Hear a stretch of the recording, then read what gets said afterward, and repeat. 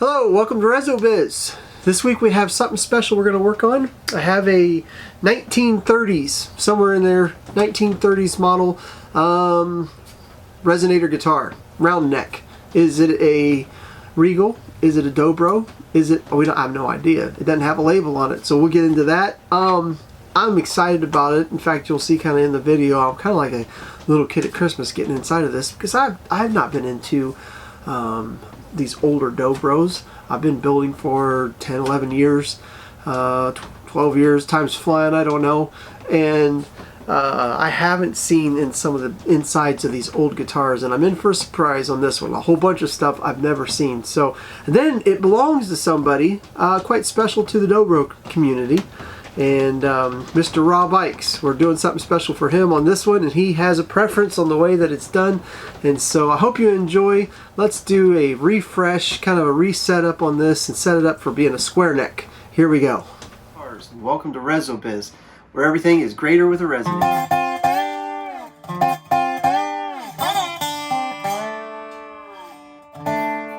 Alright, let's get the strings off of this.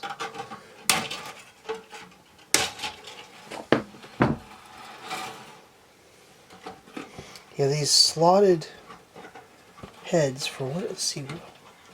This is the second one I've done the past week or so, and I used to want to build these Dobros with the, build Dobros with the head like this, but changing the strings on it has convinced me otherwise.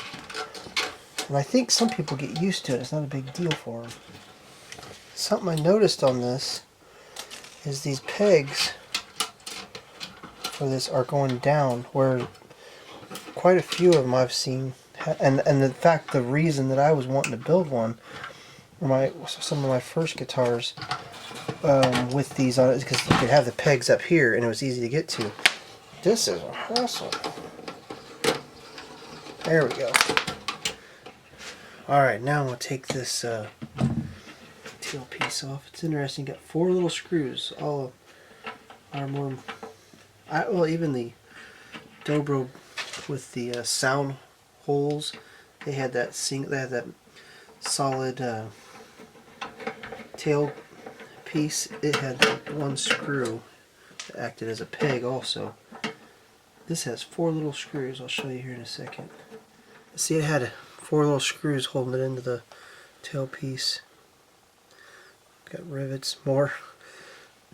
Seems good and solid. I could just see that getting loose and then be another place for this thing to rattle. Alright. Let's see what this thing looks like in here. This looks like it might have been a good spider. May still be. I know the cones can get oxidized and kind of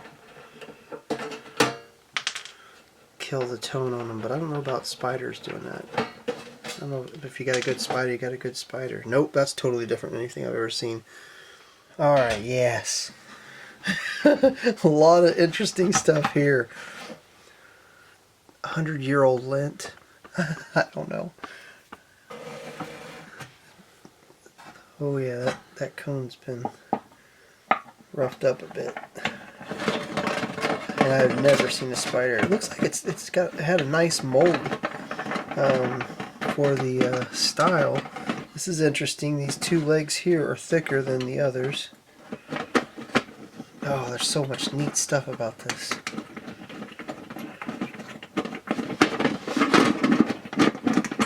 Alright, so now you can see it looks like it was just snapped off.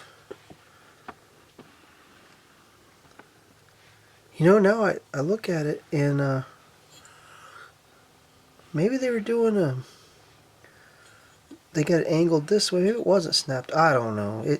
Yeah, it's a mess. See how, if you can you see straight down that thing looks like it's like it's broke off and they filed it this way, filed it that way, trying to mess with the intonation or something.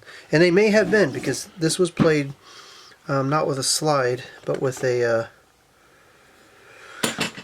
it was played, using the frets because it's not a square neck.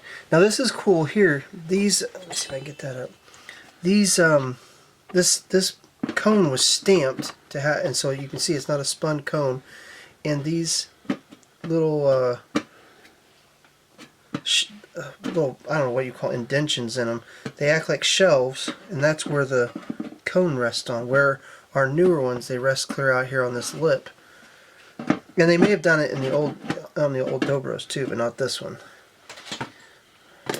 And the reason, I mean, some of this is, it's like, that's kind of clanky, but the reason Rob likes it is because it has sort of that metal. That's interesting.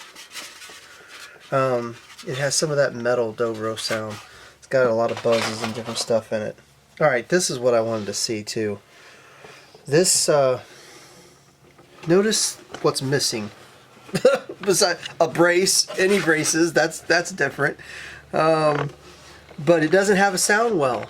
And so I read an article that when the Dobria brothers were selling these instruments, they would sell them to different companies and would not carry the Dobro name. And so you see, there is, and I don't think, I almost feel like somebody just peeled that off a couch and one of those ones with the pins in the end of it and stuck it in this. But as I can tell, from everything I can see, there's no serial number on the end. There's no name. There's no sticker where it used to be. And sadly, as I'm looking in here, I don't see a label of any sort at all. There is something right here on the head, or the neck, that looked like there may have been something screwed into it, and I don't know if that's factory or not. But what I did find out is they said, one of the Dobria brothers said, if it's not going to have a Dobro name on it, they didn't think it should have the full Dobro sound, and so they would not put a sound well inside of them. The other thing they said that was different was they would stop putting inlay or fret markers below the 12th fret, which that's the way this is. And then I think California was known for, at least California Regal was known for the slotted head.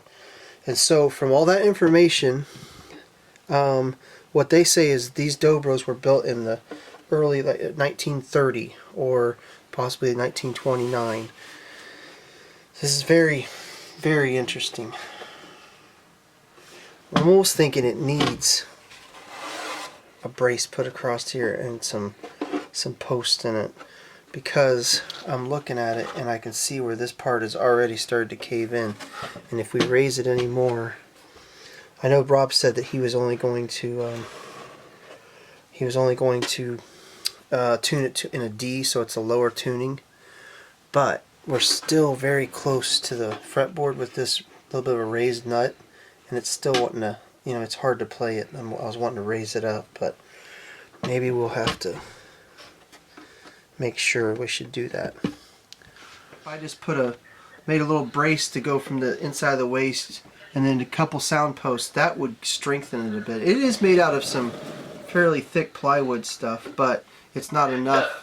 No, that sounds like a good idea. Yeah, whatever you think it needs as far as making it live longer, okay. Yeah, that's fine. I'm fine with that. I'm not overly concerned about keeping it original. I mean, and that's something, that's not changing it. So, and how do you think the cover plate is going to work? Like, they're going to pound it out? Yeah, I'll pound it out, but we'll definitely keep it because it says something about, that's what I ought to see if I can look up. Is that patent pending or is it patent? It says number?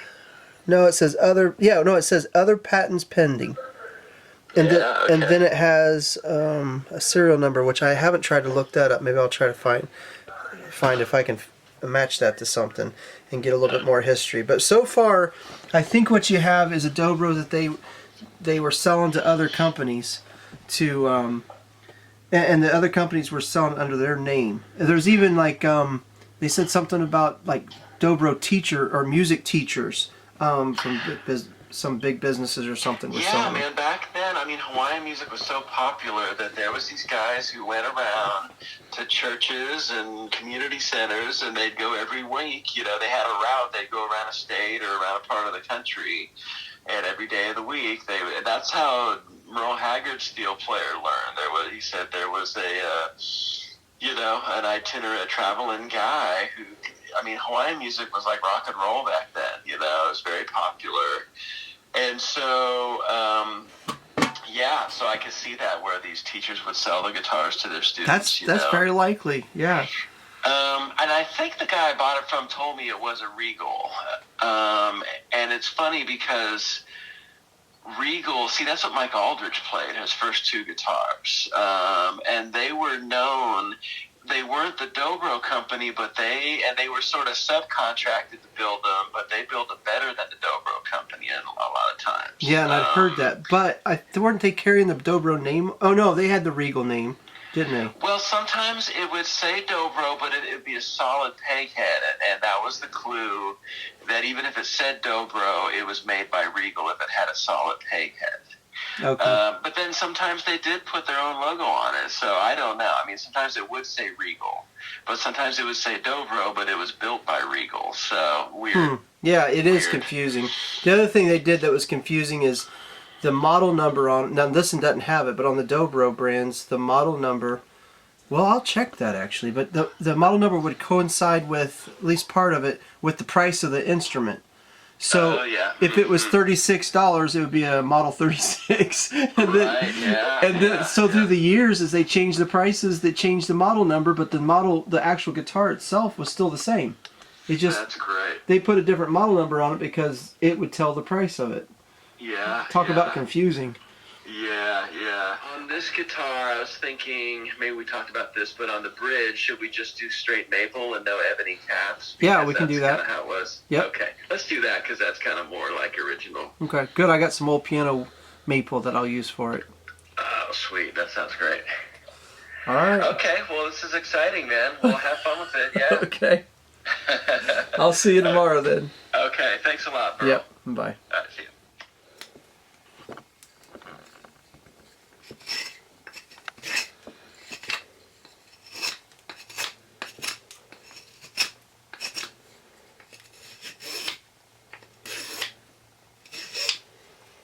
Alright, so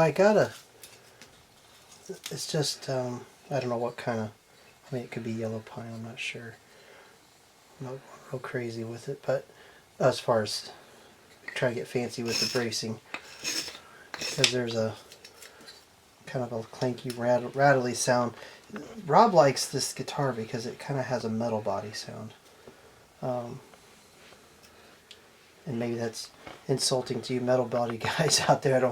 You don't think your guitar's clanky. I don't know if that's how you describe them or not. They just don't sound like a regular what wood dobro that I'm used to working with. So anyhow, I got this piece here, quarter sawn, so that'll strengthen it, and we're going to slide it in here like this, and then I'm going to drill 2 holes. I'll line them pretty much with those screws. We get 2 holes in here, and I'm going to have dowels come up and touch this body, because you can see when I lay a ruler over this, we've lost some integrity. Even this fretboard falls. Can you see that? I'm going to put it like that. We're not touching by a great deal right here because this is dropped. I'm not going to try, I don't think I'm going to try pulling it up too much.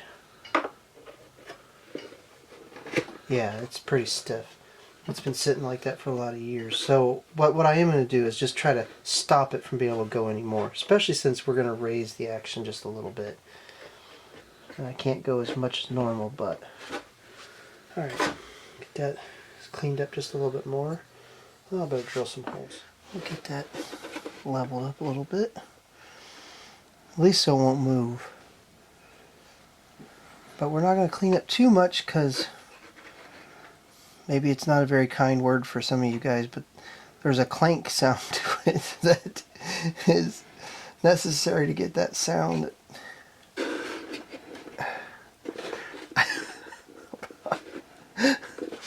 Probably making some of you guys mad at me. On the wooden dobro square necks, man, you don't want no rattles, no nut. I mean, I spend forever. Setup guys spend forever, it seems like, looking for little buzzes here and there. I have to say, I don't know, but it seems like to me on those metal bodies, those guys purposely put some of that in there. And I like the sound of the when for certain genres. I like the sound of all that, what I call clanking. But all right, that will help. So this won't cave in so easy. So this is a surprise to me. I did not know they even did one without a cell wall. I never knew that was done. Let's see here. The inside is 2 and smell. It's almost 2 7/8.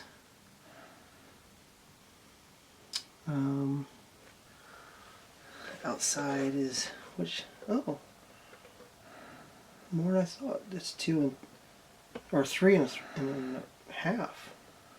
3.5 body. Little. That's interesting too. It's got a little taper to it. It's about almost a 1/4 inch taper. Yeah. It stays 3.5 all the way through. It gets to the neck, and you're 3 3/8. Interesting. Huh. All right, I need to get this. This is a special mess here. Oh, good. It's coming out fairly good. Well, that's what this one looks like. It looks like how it's split, and then they did. It looks like some intonation filing on it, but there. But that thing is, you can see it. It's not level across. And I understand. I do understand that it was a guitar, so I am used to setting up for a dobro, and on a dobro, this is completely straight. But that's not even an arch. It just looks like it was split off. I don't know. It's very interesting. Let's see if we can get this one out. We're going to make a dobro out of it, or a square neck for the most part. Here we go. And then Rob wanted some more maple put back in it, so we'll do that. And I'm not gonna go crazy with the height on it, but we're gonna get a little bit more. Oh, that's interesting. I mean, and I say that because I'm strictly a square neck builder. I don't mess with the round neck or anything like a guitar. I've only built one guitar.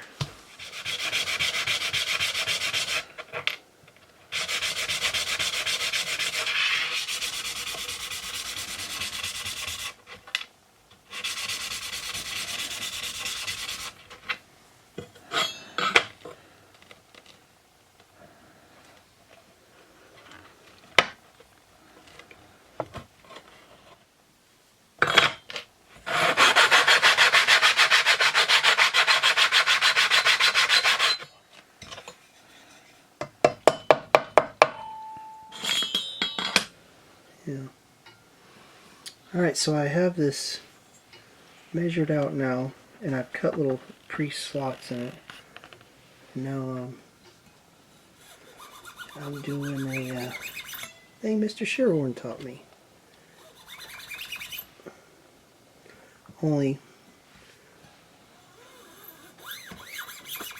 I was taught on a bone nut, and the feeling of cutting into maple, which is what this originally was, how it was set up, is a little different. Alright, so I don't think I've ever, but maybe once, cut maple saddles without ebony on it. So just cutting it into the maple, that just feels different. It's definitely softer. It doesn't shear away like the ebony or composite that I'm used to. Alright, one more thing to do, and I'm I don't, there's a part of me, it's probably that boyish part that likes just beating on things that is going to enjoy this. But the I mentioned it before, the cover plate is a little banged up, and so let's reverse the banging a little bit. Let's see what we can do here.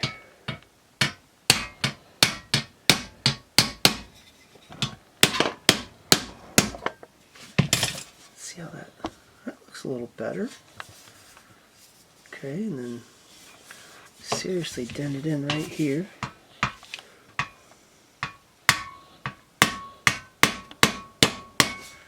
Oh, it's coming out nice.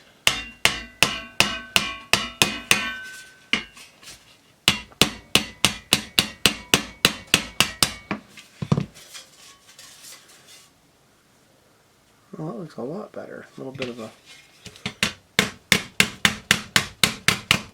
bow in it. Rob was telling me, he's like, I don't want you to change the cover plate. I like it.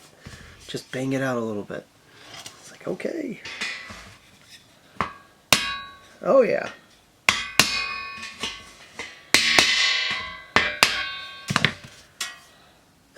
That's getting it. It's not as warbly as it was.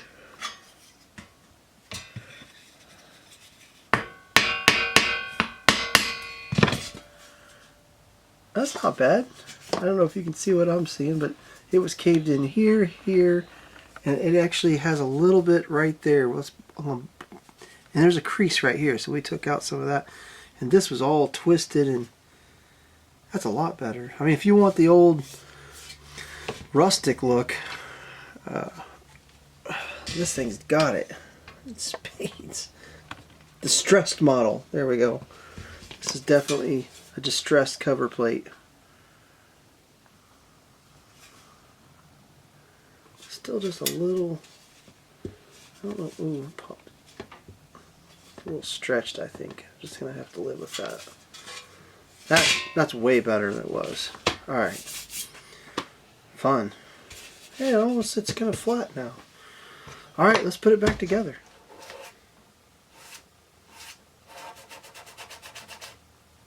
It's not too bad. It's not far off from the right color. Here is the old nut. And actually this one was raising it up a little bit, but we got a little bit more. Hopefully not too much. I don't think so, but we'll see. Alright. Totally feels different compared to a regular spun cone. It's lighter.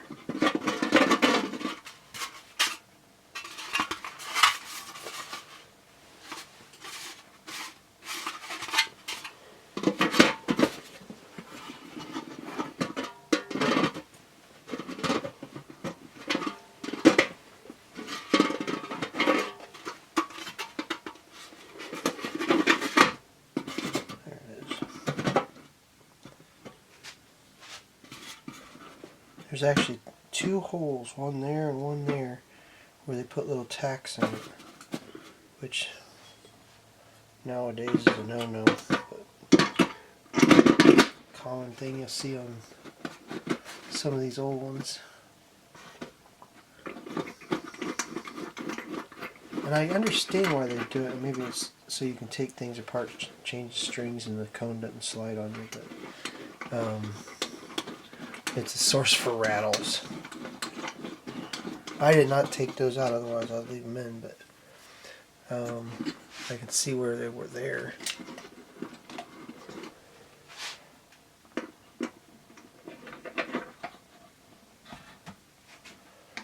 Alright. There's that.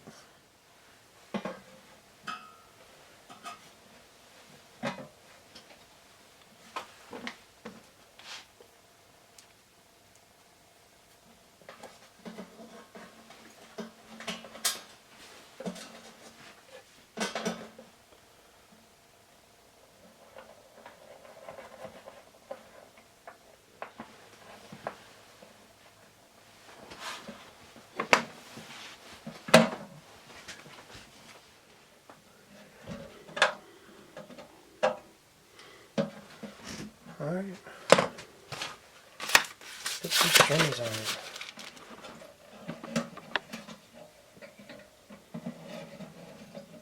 Huh. It's hard to get a hold of it. There we go.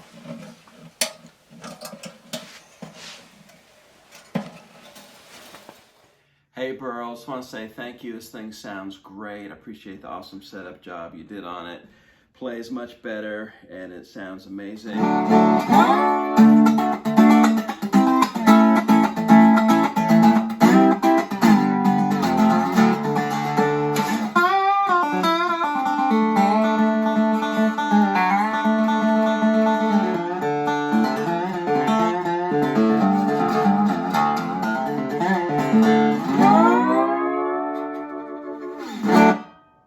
Yeah, man, I'm just loving it. Sounds great. So thanks for doing a great job. Hope to see you soon. Alright, hope you enjoyed the video. I know I sure did. Sure am, was tickled to be able to do this for Rob. And at the end he plays that the man can make cardboard sound good. I thought it sounded really awesome. Just enjoyed that whole video. Hope you did too. And if you haven't subscribed, subscribe. If you liked it, hit the thumbs up, the like button, and then watch out for next week around 6 o'clock on Saturday for another video. Thank you for watching.